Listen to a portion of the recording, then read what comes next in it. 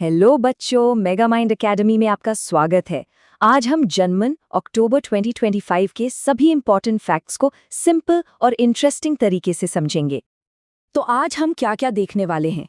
सबसे पहले हम समझेंगे छत्तीसगढ़ के नए विजन को, फिर देखेंगे जन कल्याण की खास योजनाएं, आर्थिक विकास की नई दिशा और बदलता हुआ बस्तर। और हाँ, आखिर में एक जबरदस्त रैपिड फायर राउंड भी होगा जो आपके एग्जाम के लिए बहुत जरूरी है। तो चलिए शुरू करते हैं। तो सबसे पहले बात करते हैं उस मेन विजन की जो छत्तीसगढ़ के डेवलपमेंट को रास्ता दिखा रहा है।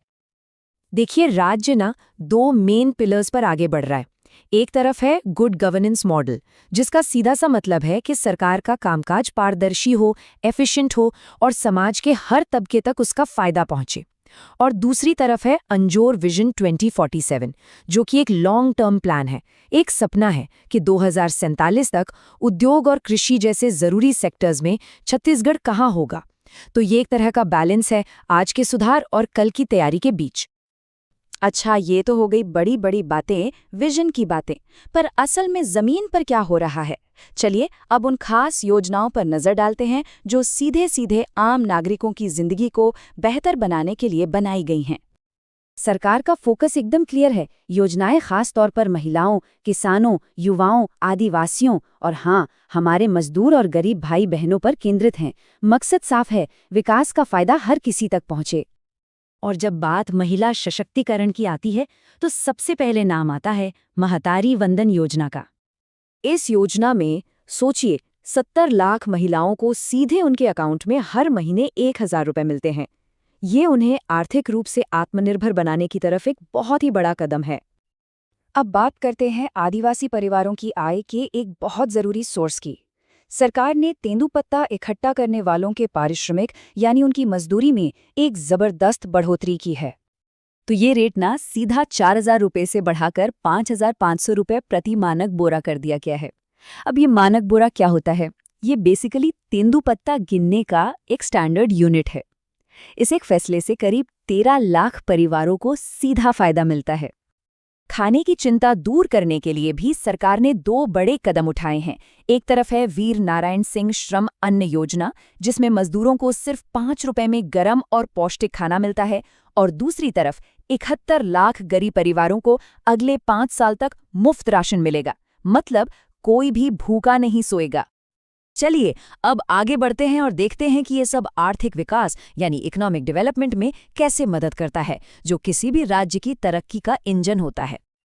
अब ये आंकड़ा बड़ा इंटरेस्टिंग है। राज्य की जीडीपी में अकेले माइनिंग सेक्टर का योगदान पता है कितना है? पूरे 10%। और ये राज्य के कुल मिनरल प्रोडक्शन का 17% भी है, जो इसकी इकोनॉमिक पावर को दिखाता है। और ये वाला आंकड़ा तो आपको वाकई चौंका देगा। पिछले सिर्फ 25 सालों में राज्य का मिनरल रेवेन्यू मतलब खनिजों से होने वाली कमाई 34 गुना बढ़ी है। जी हाँ, 34 टाइम्स। और इसी पैसे से तो ये सारी विकास की योजनाएं चलती हैं। भविष्य की बात करें तो दो बड़ी पॉलिसीज हैं जो आने वाले समय में इकोनॉमी को शेप देंगी। एक है 2024 से 30 की नई इंडस्ट्रियल पॉलिसी, जिसमें इन्वेस्टमेंट और बिजनेस करने में आसानी पर जोर है, और दूसरी है 2025 से 30 की होम स्टे पॉलिसी, जो टूरिज्म को इंडस्ट्री का दर्जा देकर लोकल लोगों के लिए रोजगार पैदा करेगी। इनोवेशन की बात करें तो छत्तीसगढ़ ने एक बहुत बड़ा कदम उठाया है। भिलाई के मरोदा जलाशय में राज्य का पहला तैरता हुआ सोलर पावर प्लांट लगाया गया है। ये एक बहुत ही बढ़िया एग्जाम्पल है कि स्टेट क्लीन एनर्जी को लेकर कितना सीरियस है। अब हम बात करेंगे एक ऐसे इलाके की जो पूरी तरह बदल रहा है, बस्तर। यहाँ विकास और विश्वास की एक नई कहानी लिखी जा रही है। सरकार का गोल बिल्कुल क्लियर और बड़ा एम्बिशियस है। 31 मार्च 2026 तक इस इलाके में शांति लानी है और नक्सलवाद को जड़ से खत्म करना है। और देखिए, विकास अब कैसे उन जगहों पर पहुंच रहा है जहां कोई सोच भी नहीं सकता था। जरा सोचिए, अबूझमाड़ के रेखावया गांव में आज़ादी के 75 साल बाद पहला स्कूल खुला है। बिल्कुल इसी तरह बीजापुर के चिल्कापल्ली गांव में 1947 के बाद पहली बार बिजली पहुंची है। ये सिर्फ माइलस्टोन्स नहीं है, ये आने वाली पीढ़ियों के लिए उम्मीद की किरणें हैं। तो सवाल ये उठता है कि नियत नल्लानार जैसी योजनाएं बस्तर के विकास के लिए आखिर कितनी जरूरी है? देखिए, गोंडी भाषा में इस नाम का मतलब होता है आपका अच्छा गांव।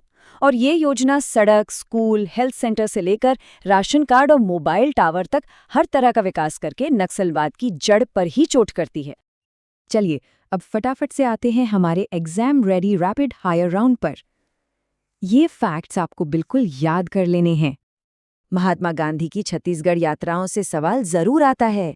याद रखिए, वो 2 बार आए थे।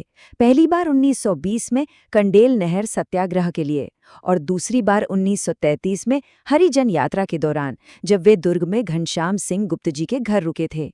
ये डेट्स और पर्पस दोनों इम्पॉर्टेंट हैं। नई विधानसभा भवन के बारे में ये 5 बातें याद रखनी हैं। कहाँ है? नवा रायपुर के सेक्टर 19 में। कितना बड़ा? 51 एकड़ में। डिजाइन किससे इंस्पायर्ड है? हमारे भारतीय संसद से। और खास बात, ये पूरी तरह सोलर एनर्जी पे चलता है। और हाँ, इसका उद्घाटन 1 नवंबर 2025 को हुआ। इंटरनेशनल न्यूज़ में ये एक बहुत बड़ी अपॉइंटमेंट है। सानो तकाइची जापान की पहली महिला प्रधानमंत्री बन गई हैं। ये एक हिस्टोरिक मूवमेंट है। साइंस और टेक्नोलॉजी से एक अपडेट है। इसरो ने श्रीहरिकोटा से RISAT-2X radar imaging satellite launch किया है, जो जमीन पर नजर रखने और आपदा के समय मदद करने में बहुत काम आएगा। ये टर्म बहुत इंपॉर्टेंट है। लखपति दीदी कौन है ये? ये वो महिलाएं हैं जो सेल्फ हेल्प ग्रुप्स यानी स्वयं सहायता समूहों से जुड़ी हैं और जिनकी सालाना आमदनी 1 लाख रुपए से ज्यादा है। ये वुमेन एम्पावरमेंट का एक जबरदस्त मॉडल है। और आखिर में एक कल्चरल फैक्ट। बस्तर का दशहरा, जो पूरी दुनिया में फेमस है, वो पूरे 75 दिन चलता है। जी हाँ, 75 डेज, जो इसे दुनिया के सबसे लंबे त्योहारों में से एक बनाता है ना कमाल की बात। तो आज की इस चर्चा को खत्म करने के लिए एक सवाल पर सोचते हैं। जब हम इन अलग अलग योजनाओं को एक बड़े राज्य के विजन से जोड़कर देखते हैं, तो हमें विकास की दिशा को समझने में कैसे मदद मिलती है? हमें ये समझ आता है कि हर कदम, चाहे वो महतारी वंदन योजना हो या बस्तर में एक स्कूल बनाना, एक सोची समझी रणनीति का हिस्सा है जो एक बेहतर भविष्य की तरफ ले जा रहा है। तो बच्चों, मिलते हैं नेक्स्ट वीडियो में।